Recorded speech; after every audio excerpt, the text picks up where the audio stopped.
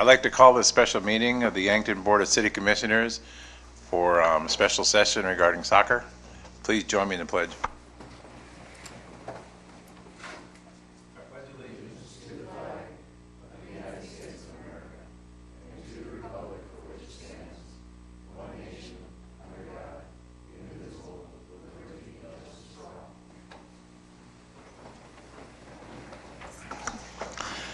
Thanks everyone for coming early and before our regular scheduled meeting, and we hope we can listen and learn and hopefully come together and get some answers and a plan going forward.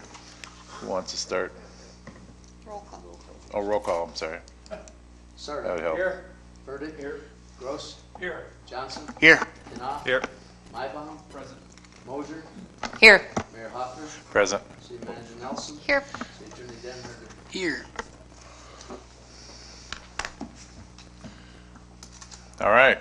Well, you want to start, Amy? Sure. Honorable Mayor, members of the Commission, a number of us had an opportunity to visit with the Youth Soccer Association a number of weeks ago now to talk about their plans and needs and fundraising goals for youth soccer in our community. And I thought it best that they were able to come and present to all of you and talk about their plan. They have a presentation to provide to you, so I'll invite them to come up to the podium, introduce themselves, and provide the presentation, and then we'll have some discussion.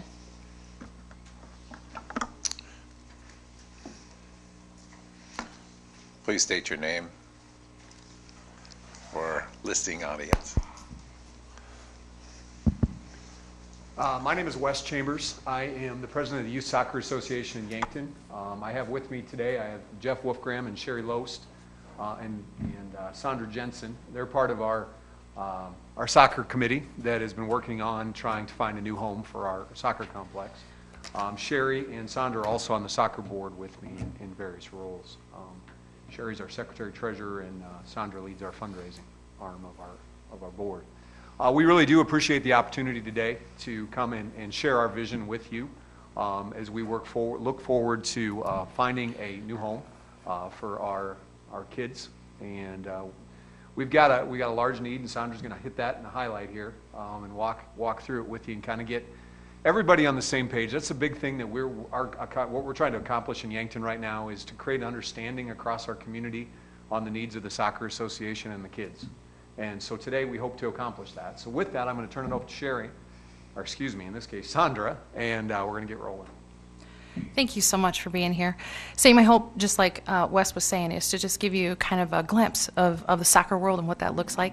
Obviously, we're very passionate about it, so thank you for the opportunity. Your time is valuable, and we really appreciate it.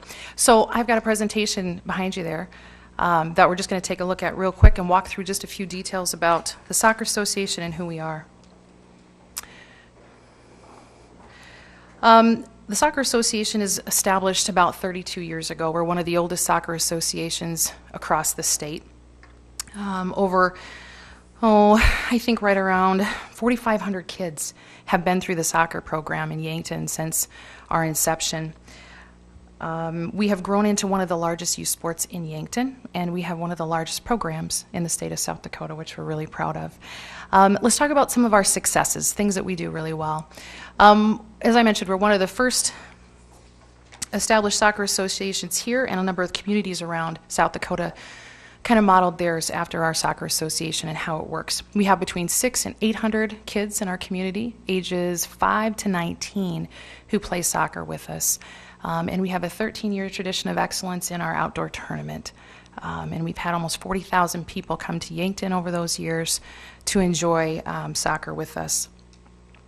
So let's talk about currently things that we do really well. We were very passionate about getting soccer sanctioned in the high school. We had a wonderful partnership with, or I guess we continue to, with the school district. We offered them $100,000 to ease the pressure of adding a new program to the school district. We paid that over a 5-year period. The second thing I guess that we're really proud of is it only took us 3 to take care of that commitment on our end and to give the school district a boost to take that over. The third thing that we do right now, I guess, that's gone really well, our Yankton Indoor Soccer Tournament. We finished that up in January. It was successful before, but we doubled, if you can believe it, the amount of kids who came to Yankton and played soccer with us. We have a great partnership with the Boys and Girls Club, utilizing their facility, and we're the inaugural event in their gym. It's just a fantastic partnership between the two, and the location between the middle school and the Boys and Girls Club is fantastic. For us, that tournament itself is our largest fundraiser. I think it brings in right around $15,000 a year for us, just in that one event. So there's three ways, I guess, that soccer impacts Yankton. The first is going to be economically. The second is going to be how do we impact families in Yankton. And the third, how do we utilize and impact the space around us. We met with I didn't meet with the chamber, we visited with the chamber about what is our economic impact in Yankton. And so the Yankton Indoor, or the Yankton Invitational Tournament, our outdoor tournament, brings in about $1.3 million a year. And it does that through visitor spending, direct, indirect, and induced sales tax, federal, state sales, and hotel tax as well. The indoor tournament is right around $349,000 a year. Annually it brings in, and that's before we doubled in size. So I think we're close to at least $500,000 there. So the combination of those two over our 13 years of our tournaments, those two events alone, our economic impact to Yankton is over $18 million. We're very proud of that. We love Yankton and we're glad to contribute to it. The next component would be how do we impact families around us? Well, we're one of the largest youth sports here in Yankton, with about 600 to 800 kids, as I said, playing soccer in Yankton. And we have the widest age group, and I think that's one of the reasons we have the largest programs. We'll start doing soccer with children right around the age 5 or 6 and run all the way to 19. So we have a wide area that we include there for age bracket for kids. And then the third impact is the space around us. As you can imagine, with 45 kids coming through our program and $18 million impact to our community, we utilize some space around Yankton. In the fall, we utilize between 1,600 and 2,400 people are utilizing space, whether it be up at HSC, Memorial Park, SAC, about any green space we can find. We're trying to play some soccer on it. In the winter, we move obviously indoor. For us, it's a year-round sport. On our slide here, it says 1,000 with the growth of our indoor program. Our indoor tournament, we're right at 1,500 people utilizing space. We utilize the middle school, Stewart School. I think we've been in Beatles School, the City Hall, Boys and Girls Club, SAC. St. Ben sometimes contributes some space to us, so we're utilizing about every gym that we can find in town as well. And then back to the spring, we're outdoors again, between 1,600 and 2,400 people utilizing space. And in the summer, we're over 3,000 in the past, kind of as our history, utilizing green space. That doesn't include our practice space. That's mostly our game space. So our impact in those three areas to Yankton is fantastic. We're proud of that, and we're a fairly large program. What we're looking for now is we're kind of in this current soccer climate where we need to make some changes. Our sundown up at HSC could be at any time. We recognize that. There's going to be some changes there. We need to get some new fields and get them up to speed and ready to go for our program. And for our 800 kids that are going to demand them, starting registration closes in a couple of days for the spring. So we're kind of positioned for change. We've got a field and development committee that's been established. The board that we have is fantastic. They're progressive. They're ready to move forward. They're very positive. We've got some great momentum about the program and its growth, and the indoor program and its success. And we've got hundreds of players who need a place to play now and to have a future. So that leads us to our field development project. The field development project is going to be two parts. One is land development, and the other is going to be a community campaign. Sherry Loest is going to talk a little bit about our land development project and what that's going to look like. We have a board here, a board over there, and then obviously up on the screen for you to take a look at. All right, so I'm Sherry Loest. We worked with Manus Architect to get some kind of a vision, because it's really hard to fundraise for a project if you don't have a vision. Similar to the Port Yankton project, you guys had to pick a target, pick kind of what it would look like. So the easiest would be a square, 40 acres. It's similar in size exactly to Memorial Park, because that's 40 acres, if you can imagine that. Now, where we are currently at HSC, is about 20 acres. If you count the soccer fields itself, the parking lot, and a little bit of the space around, that's roughly 20 acres. So what we envision is having a space that's about double that size. So why? When you look around the state, Mitchell has about 40 acres. Brookings has 40 acres. Watertown is just developing their soccer fields. They built maybe 20 acres up, and they're putting baseball fields in there as well. Rapid City just spent $9 million on a 50-acre complex that includes lacrosse and some other activities as well. So you can kind of see a trend that's about how, and then Sioux Falls has 80 acres. And they were blessed with a nice floodplain along a trail system. So they had kind of an advantage there. One thing that we are challenged with at HSC is field rotation. We have barely enough space to cover all of the age groups that we need, the 6, 8, 10, 12, 14. And up until last fall, we supported the entire high school program, which was 2 play fields, which were dedicated play, and then 2 fields that they used for practice. Now this fall, we assume we are going to continue supporting their practice fields as they finish Crane Youngworth, and they envision soccer fields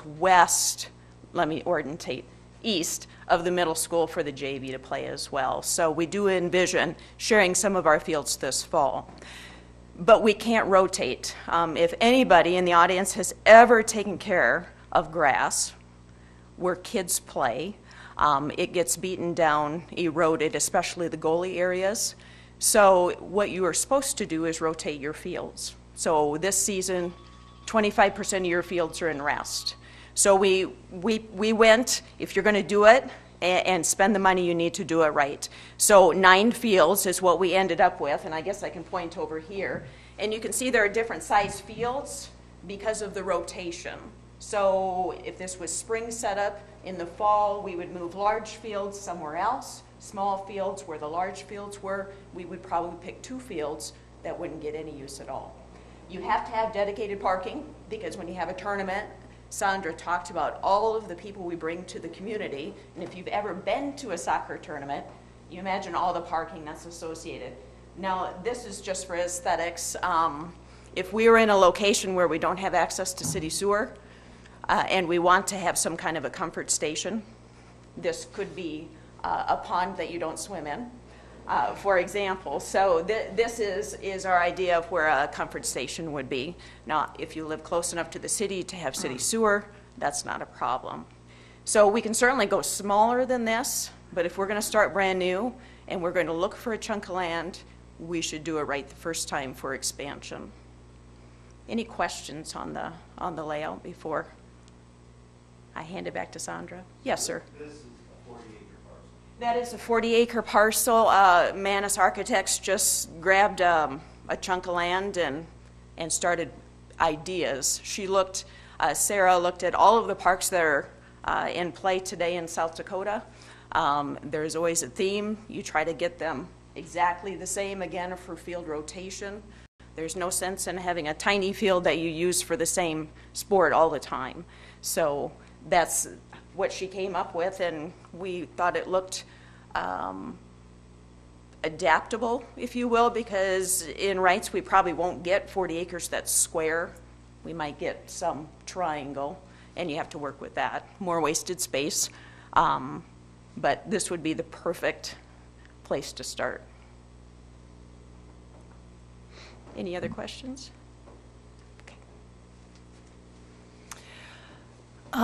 So if you look up here, obviously we're going to be starting what you would imagine here is a $2.6 million campaign to put together the projects that we need to acquire some land. We've broken it into a phase 1 and phase 2. Phase 2 will take care of the comfort station and a few other odds and ends for us. So our fundraising campaign is going to take some strategic partnership, great community awareness, an alumni network that we're developing, and some event planning. We're going to be using business donations. We have naming donation opportunities, corporate sponsorships, grants, other types of partnerships. to see our vision through fruition.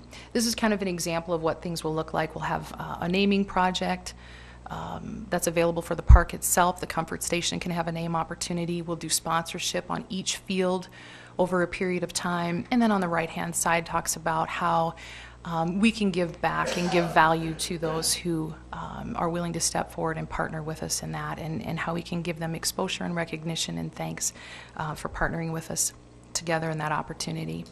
So what we're looking for is basically very simple. We're looking for somebody to journey with us, a group of people, the community in general, to journey with us through this community campaign and land development, to share our passion and to get involved. Yep, there you go. That's Yankton Soccer, our passion for the future and where we're headed. So we'll open it up for questions. Any other comments, Wes, before? No, I think you did excellent recap of where we're at. I again appreciate the opportunity to be here. I think there's one thing that has surfaced through a lot of discussions. It's around land. I mean, when we go out in the community and we start pitching this idea, you know, the first question that's asked is, well, where's the complex going to be at? And we've looked at a number of different properties in the community, all the way from some of the stuff along the trails most recently. There's been a lot of conversation with a few folks in the community around different pieces and parts that fit along the bike trail. We've looked outside of town, outside of the community, where land is cheaper. You know, there's an opportunity to buy land at, instead of by the square foot, by the acre, if the further you get away from town. That's probably, as Mayor Hoffner and I discussed, probably not the ideal scenario to move this complex to Gayville, where you can buy land a lot cheaper than you could next to town. So one of the things that we're challenged with is finding that home. We think it's going to aid us immensely in our overall fundraising campaign if we can say this is where we're going to be. So part of our mission here today is to figure out how we can partner with the city to figure that piece of it out, because that's a big hurdle for both of us, I think. So we'd love to open it up for questions and dialogue around this, and we'll answer any questions that you have about where we're going and where we've been. But we don't, the one thing about this board is this is a very forward-looking group. We're not going to look backward to the history as much as we're going to look forward to the future. So, and I hope you find that as a refreshing look. So. A question on the land, and I know that this has been going on for a while, trying to find the land. What's been looked at is a brief history all around right outside of Yankton. I don't know if there's 40 acres in Yankton, but what have you done, say, within the 3-mile loop of Yankton? Is there anyone you haven't asked, I guess? Go ahead, Jerry. Okay, so we're going to start out by the lake. There is a development called Crane something. White Crane Estates. There we go. White Crane Estates, and they're selling acreages out there, and they own property. They own a beautiful flat 40 acres. And I called on it, and it's for sale, $40,000 an acre. So you can see that probably doesn't fit in our budget. They own some property also on West City Limits Road, about 40 acres, not quite as perfect, a little higher than that because of the location to West City Limits Road. I did have a meeting with people who own property along, I think it's Marn Creek, southwest of St. Ben's Church, in there where all that new development is occurring. We've not gotten a price back on that, but that land lies along the creek, which I don't know how the new flood maps are going to change all of that, because I know Pat Garrity talked about the new flood maps that might be coming. So that is an opportunity out there. To make it really meet our needs, we would need to talk to St. Ben's as well, because they own a pretty nice chunk of property. If we could borrow 10 acres from them, it would work real nice. So that is a location that we haven't gotten a firm no on, and we haven't gotten a firm price that would either prohibit us or encourage us to move forward.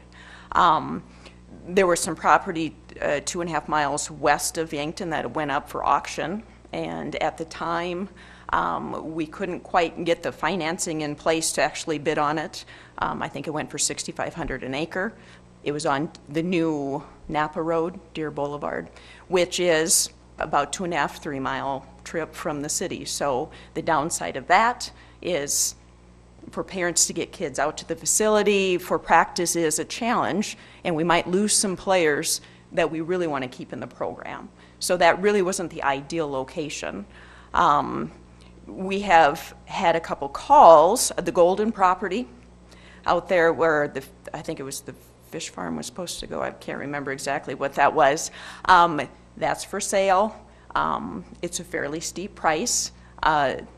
With the dirt work that has been done, it makes it a challenge to make all the property usable for soccer fields. You'd have to do a lot of dirt moving, and everybody understands how expensive dirt moving is. The flatter the property, the less input costs that we have to put in. So that property is for sale. Again, we think it's a little out of our price range. As Wes said, per foot is a little harder for us to raise funds for. We did get a call. There was a gentleman, can't remember his name, but it's over by the ball fields, just south of Old 50. There's a little bit of land in there next to a piece that YPEG owns. And again, that's a pretty hefty price. $1 million was thrown out for 20 or 25 acres.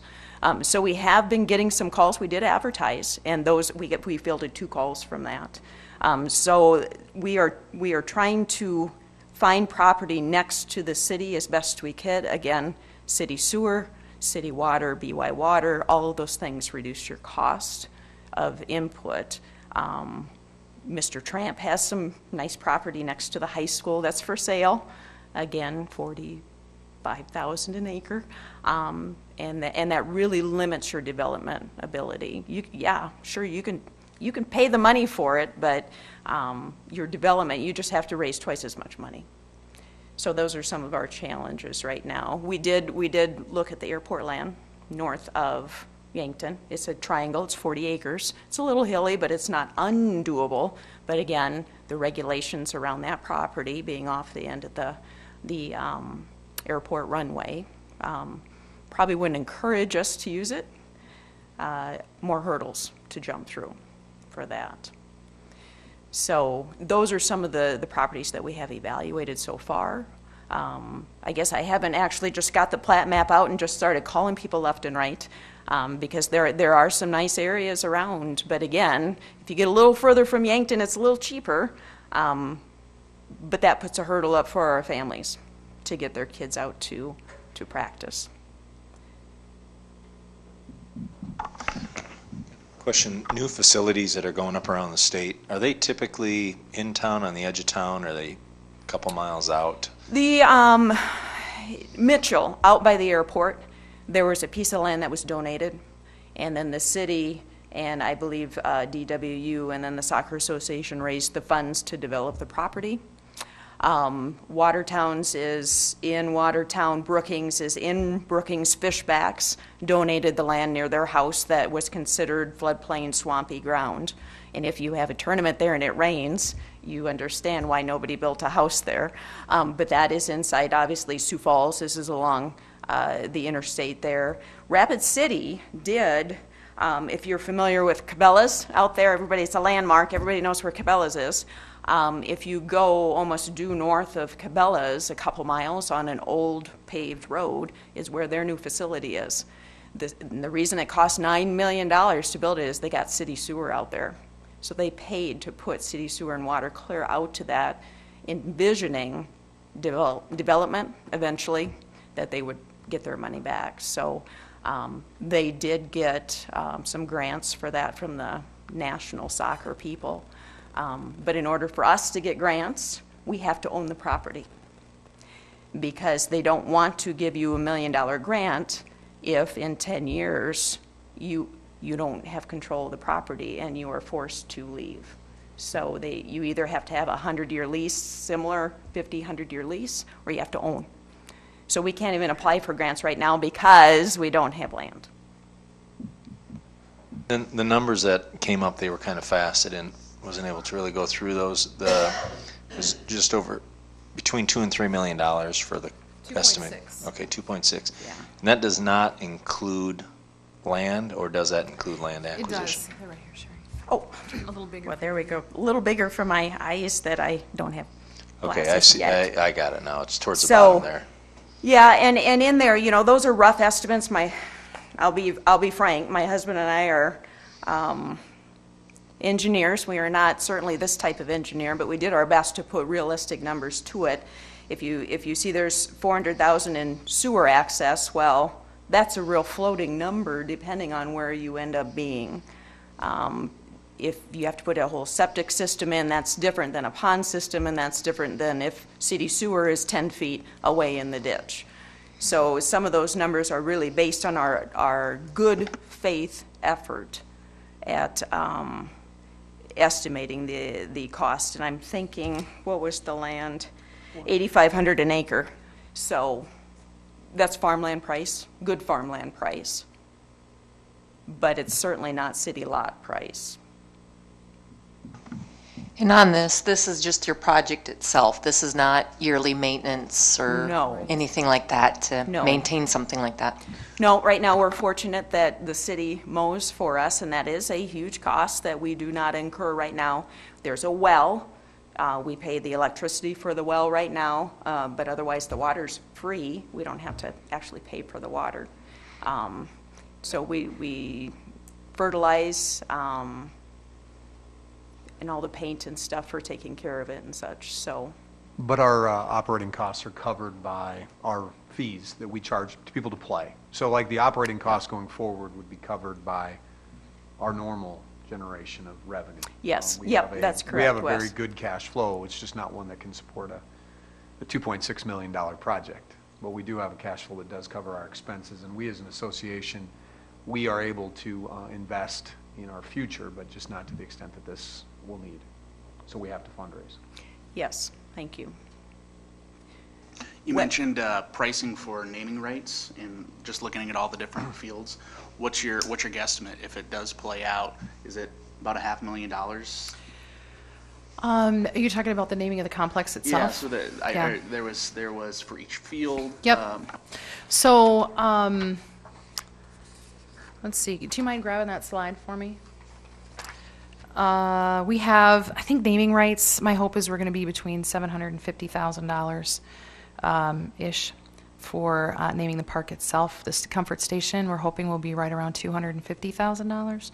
And then fields will be $100,000. You'll get probably somewhere between a 10 and 15-year rights to name that field, and you're able to pay for it over a 5-year period. And then each of those different levels will come with different benefits and opportunities for us to showcase and say thank you and advertise whoever is kind enough to partner with us and step forward and help us lead the campaign. Great question.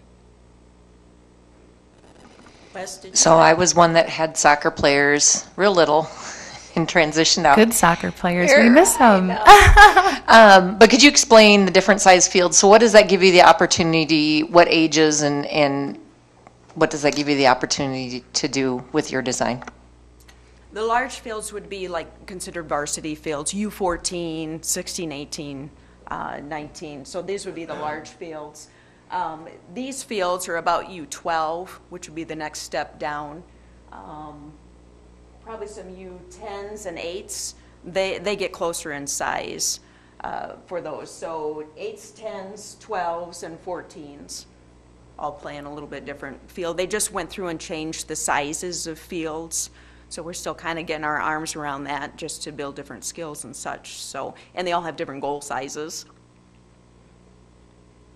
The one beautiful part about this concept is that our complex would allow all of our kids to play in one location. As you've been a parent, if you've had multiple kids play soccer, there's nothing worse than I've got a U6 game at Memorial Park and I got a U10 game out at the Summit Center and I got a U14 game I got to run to out at HSC. There's a little bit of an experience, and that's part of the challenges. We've been able to, and part of it wearing out our fields out at HSC, is we have configured those multiple ways to put most of soccer out there. But we're putting it on a footprint that's probably designed to run about half of what we're running out there. But we're doing it because that's the best option for our parents and our players and our coaches and our referees, because that's the other thing, running referees across town is another challenge that we face. So we're using, half the space that we should be using to run this the right way. We had a lot of good comments. I think last fall was the first time we actually squeezed them all out there. And there were, especially the younger kids just starting, it's like, wow. And then last fall, we had our first fall tournament, and we put our U10 teams in the tournament itself. So they had that experience of playing 2 games in a day and a possible championship, and it was quite exciting, and we had a lot of good feedback on that. One thing that we openly, I know, sent an email to the commissioners individually on last year was a consideration of the current complex. Is there a part of that you guys envision that would not be your tag for development, that could be saved for the soccer complex? We recognize that we would have to redo a lot of that out there, but there's a lot of space out there that's not designated for soccer today. Lots of green space that used to be buildings, used to be a lot of different things. We wonder, and honestly, when we go out in the community, the first reaction we get is, why don't you just stay where you're at? That is the number one response that we've gotten as we went out and pitched this. And our response to that is very positive in the sense that we aren't in this to say the city's making a mistake in their decisioning. You guys obviously have envisioned that property for something different, and we respect that. But one of the things that we would love you to consider is there an option to keep a piece of that for us? The reason we ask that is we also know that there's the old rodeo grounds that is around the backside of that's also being ear tagged for some development of youth sports in the community.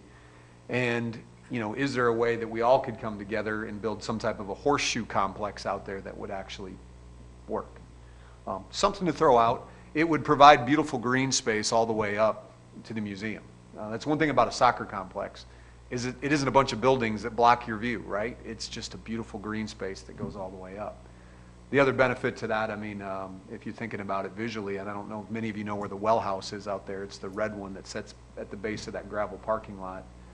If we could go from the well house over to the driver's license station up to the museum, and we redevelop that using some fundraising. We can't just do it for free, but we would have to fundraise to do it. But if we could redevelop that, we could provide you a beautiful green space all the way up there, and then I think it would tie in very nicely. Now, that may not be your vision, but that's just something as we brainstorm options and are trying to come up with a solution to a problem. That was one of the things that crossed our mind. You bring up the other property that's out there. Have you had discussions with that foundation and how they're designing their use of the land and if they would have any extra? We have had some initial discussions, and we haven't revisited that a while because as soon as we heard from you folks that wasn't an option, we knew that there wasn't enough over there. So we put everything on hold when those discussions, initially it was a very receptive conversation. If something would change on this front, we would revisit that very quickly.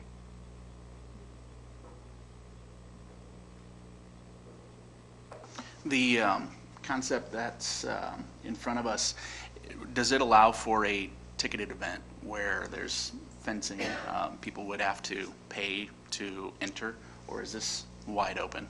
Anybody could walk up? Normally, we don't pay to get in functions. Wherever you go, the tournament fee covers that.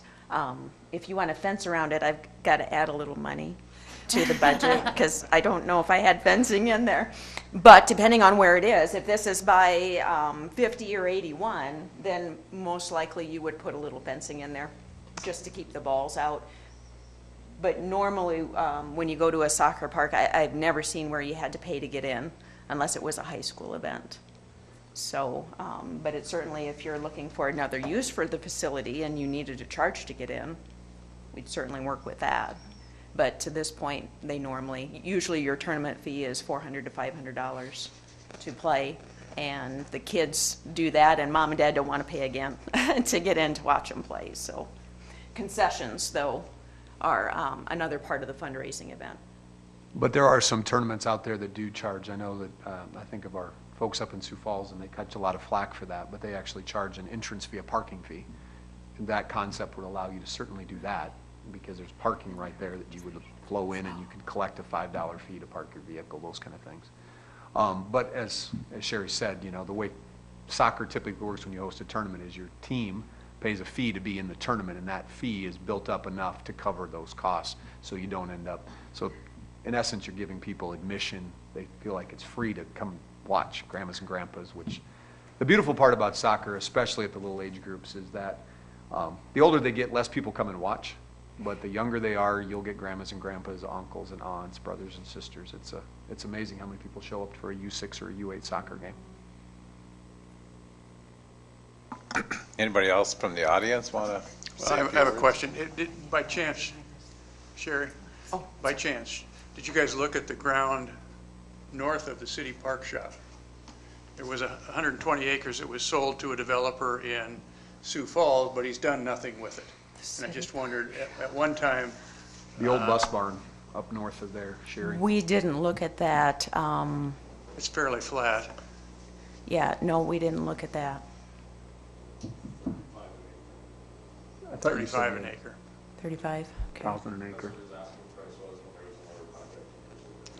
No, I did miss, I think I missed two now, 'cause there's so many. I should have brought my map. Carl Schenk owns 80 acres. Kitty Corner from kind of the area you're talking, it's almost due north of that area. And it's still for sale. He no-saled it last fall at $7,200 an acre. We did not go to that because we didn't need 80 acres. But it's certainly another option for us. The challenge again there is we are far enough from city services to get a city sewer line out there would be a hefty charge. Doesn't say we can't do it like we're doing now. We don't have bathroom facilities now. We have porta potties. It's not ideal, but you could survive it until you had enough, until we built out to it, and then you could hook on. So that might be 10, 15 years down the road, but that's certainly doable. And then Wes, did you want to talk about the last call you got?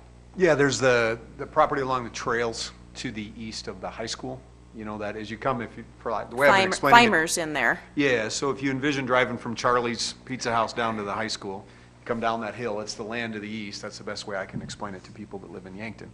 The land to the east there's a piece that's owned by the Walshes, and they reached out to us after the article in the paper here a week ago, or 2 weeks ago, whenever that was. Maybe it's been longer than that, 3 weeks ago.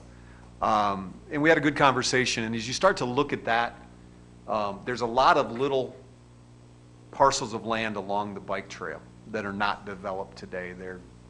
They're hay pastures, different things like that. If you really get a creative mindset, there's a way that you could build a soccer complex there. It wouldn't look like a square 40 acres.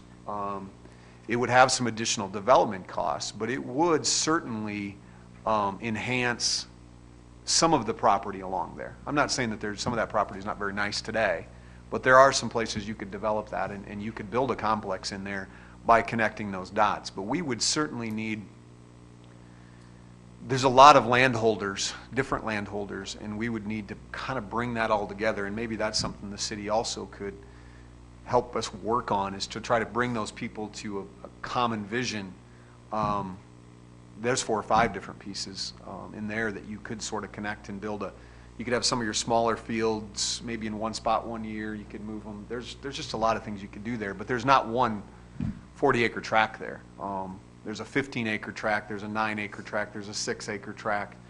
You put them all together, you get like a 35-acre tract, but it's all along the bike trails right there. The advantage to that is that from a parking standpoint, it would have to be in a collaborative effort with a lot of folks, but for tournaments, you may be able to tap into some of the parking at the summit, and we'd have to work out some type of an agreement for that. But those are other things that we're exploring right now. Isn't that floodplain? It could be.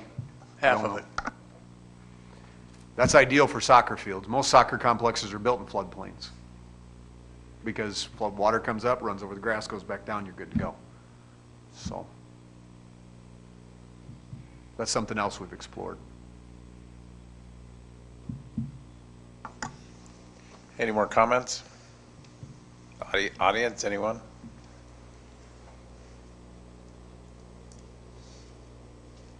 So if, as the soccer association, how much do you have what you could afford every year, you know, if you were to get financing set aside, if you had a 20-year loan, you found the land and you tried to finance it, how short would you be? If you had to get the 2.6 million? If we were trying to go borrow $2.6 million, our annual revenue after you take out expenses, we wouldn't even be able to come close from a borrowing capacity standpoint. We would hope that, you know, if one of the lenders in town would look at us very kindly, we might be able to secure the financing for a chunk of land, but we would have to buy it on an acre basis. But as far as the development, we wouldn't be able to do that. We have to fundraise at a significant level to make that happen, and that's why we built the campaign. Most of those funds We're looking at those over 5-year pledges too, and maybe you mentioned that, Sandra, is that, you know, this is a 5-year give. So our hope is we can get those first ones locked in, those big ones, and then start to go from there. But again, the big hurdle for us right now as we go to the community is two things. It's one is, well, where is this going to be at? Because people really want to know that before they start writing checks. They want to know that it's going to be. If you're wanting your name on something, you're going to want to know where it's going to be. Because I mean, I could name it after me and have it 10 miles from town and get no benefit as a business. So part of it is finding that location. It's so critical to our success. And that's been a challenge. It really has. My question would be, obviously, what we see here is your best case scenario. Like if everything, the stars aligned and you could get everything you wanted, we're looking at that. What, at a minimum, do you need to get where you would be comfortable? If obviously this is really your dream, but what are you looking for? And my second question would be, does it all have to be in one property? I mean, I know why it's ideal to have it all located there, but could that be an option as well? I would say it's ideal to put it in one location, but we're not naive enough as a group to say we would rule out any option. What's minimum and what's ideal, you know, we're getting by today with a lot less space. Anything more than we have today would certainly help. Our challenge is we all look ahead and we say, okay, so somebody calls you guys up in a month and says, you know what, I want to buy that property. And Amy calls me up and says, Wes, it's time to get off the soccer fields. All of us in this room have a big problem because we've got 600 kids that don't have a place to play soccer, which equates to, you know, lots and lots of parents and grandparents and people that are going to start ringing both of our phones. And I think we've got to figure out a solution before that day happens, period. The land along the Martin Creek, which would be straight east of the parking lot at the school, cost-wise, is that pretty competitively priced? We have not got into the point of talking costs on that particular property yet. This just surfaced, and I've just had conversation with the Walsh family, and they see a vision for that too, but we haven't got down to dollars and cents yet on that particular 15 acres, because that 15 acres, again, isn't just enough to accomplish what we want to accomplish. So it's part of we could talk all we want about pricing out that 15 acres, but we have to somehow connect it all together. And so it's a collaborative effort. And one of the things that Adam and I talked about is there a way that we can leverage your guys' influence to try to bring everybody to the table just to see if there is an option there. So. Wes, I got a question related to financials. So 2015 and 2016, just looking at your organization's 990 forms, definitely looks like you guys are the definition of a nonprofit. You're doing everything right, but big growth in gross receipts. So 2016, about 100,000 even. Cash on hand.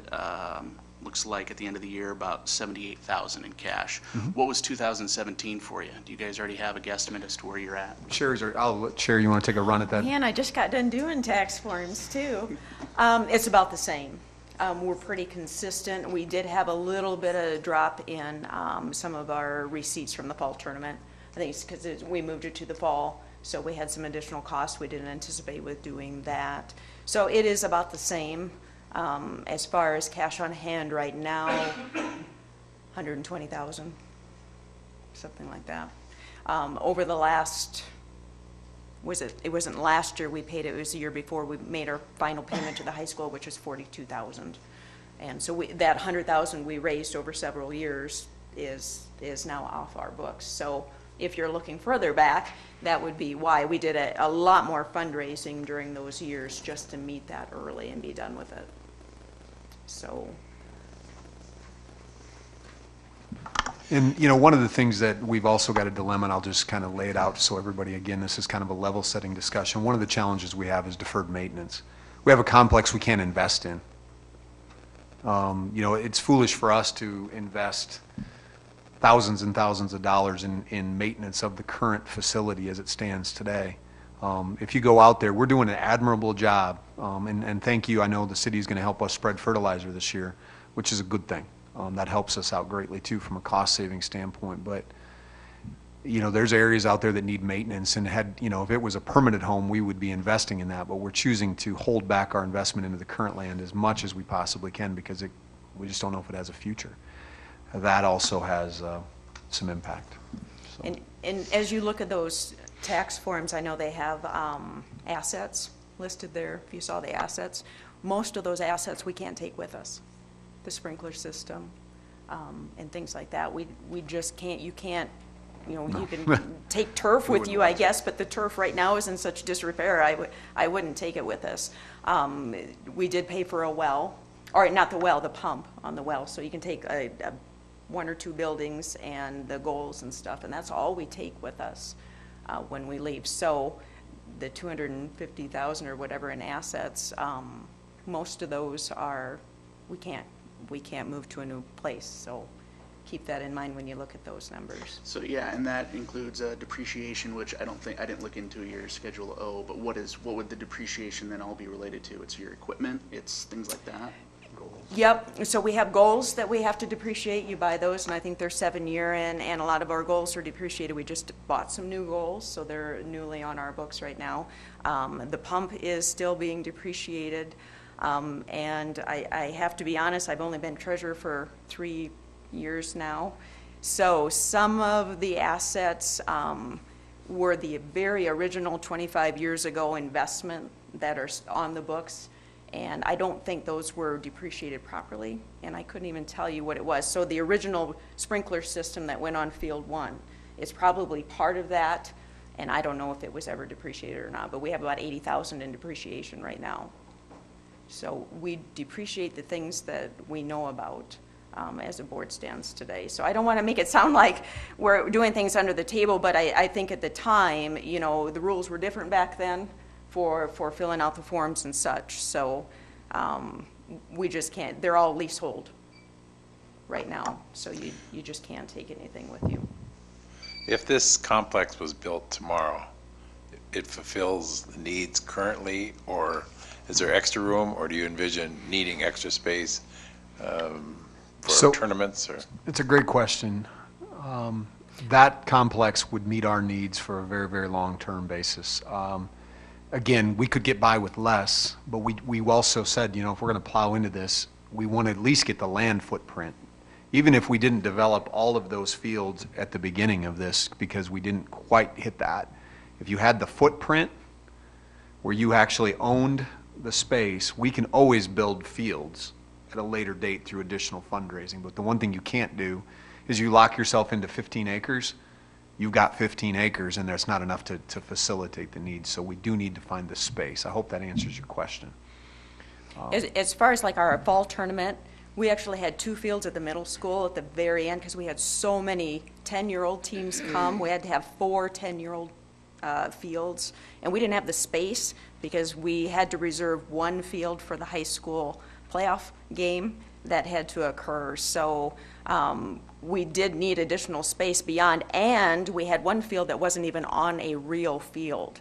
Yeah. We just picked the best grass that was out there and drew a soccer field and we played. And it certainly wasn't optimum. Lots of hours filling gopher holes that Oh, morning. my gosh, I was that filling was- gopher holes with a flashlight, trying to find them in the dark. It's It not was very hard to easy. keep the paint line straight because it was so bumpy, but we did. We had a U12 field we had to draw just south of the Mead Building. So that's why the goals are still sitting there. So to have a really nice tournament as big as we like to have, this would be perfect, and I would see maybe 2 of the fields still being idled during the tournament, but if you needed them, they're there. Well, I commend your efforts. I think I really like the plan, and I really like the fact you want to do it one spot if you can. 'Cause I think that's very important for future events and your whole activity. And I really appreciate what soccer does for this community. I don't think any of us can argue that. And I'm hoping that going forward we can partnership somehow with you. And I think the city, as myself, I've noticed that projects in the past that come forward like this that are organized in a vision and just want to do it, I think it's easier for us to get some of the infrastructure, the boring stuff done. So I commend your efforts and thank you for everything. And I learned much and look forward to hearing more and discussing more plans, and hopefully your donor comes forward or whatever, that would help. We do appreciate the time as well. I think as you guys have questions, as you discuss this, hopefully this level set everybody. That was our goal tonight, was to get everybody on the same page, so everybody understands the dynamics that we're dealing with. But an ask that we have is if there's ideas, you hear of things in the community, there's a way we can, like you said, Mayor, partner. We need to make that happen before something happens to the complex that we're currently on, because that's something none of us in this room want to deal with. I don't think it'll be good I know I'm going to have my phone will be ringing a ton, and I know the mayor's will be as well. So, All right. Appreciate the time. Thank you. Thank you very much. This time I'll entertain a motion to adjourn. It's been moved and seconded. All in favor say aye. Oppose?